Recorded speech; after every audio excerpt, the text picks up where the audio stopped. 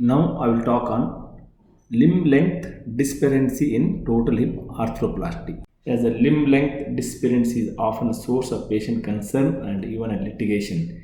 Minimizing this condition is a crucial factor in the success of total hip arthroplasty.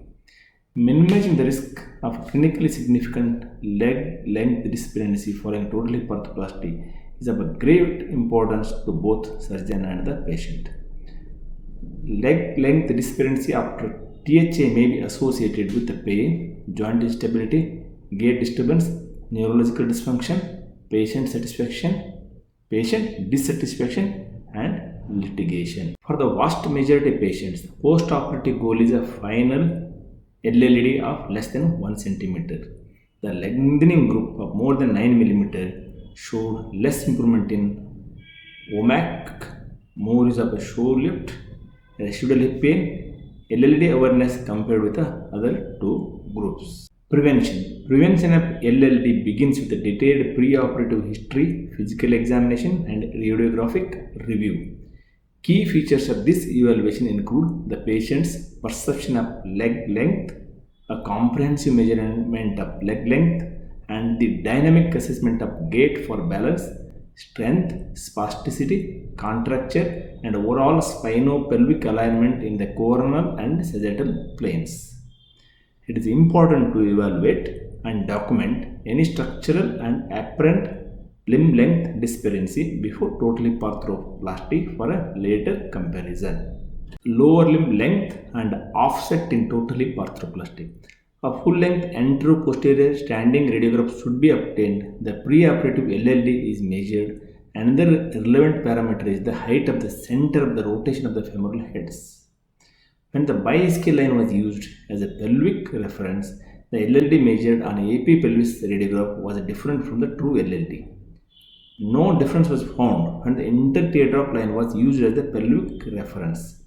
Measurement of LLD on a preoperative anteroposterior pelvic radiograph is best performed using an interteardrop line and the femoral head center as the landmarks. The interteardrop line. The results of this evaluation are then used to inform the essential process of preoperative templating. First, the acetabular component is placed in a position to restore the anatomic center of rotation. The femoral component is then placed in the best position to appropriately restore the offset and to correct the amount of LLD identified during the comprehensive evaluation. On the acetabular side, a high offset polyethylene liner improves the lever arm of the abductor musculature, but by shifting the center of the rotation laterally, it increases the body weight momentum arm as well.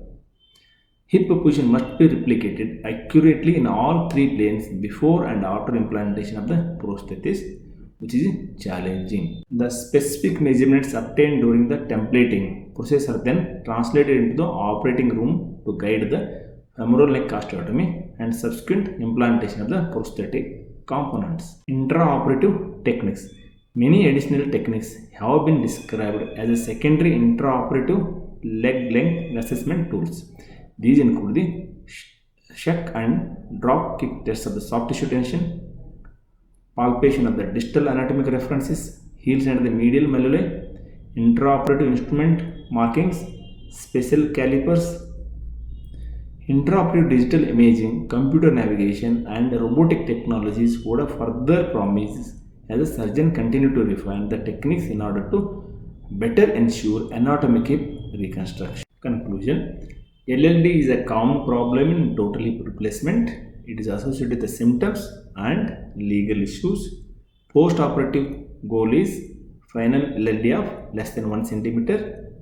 Evaluate the patient and document in the preoperative condition. Interteardrop line is better for templating. Follow intraoperative techniques to reduce LLD, and future technology may help in reducing the LLD.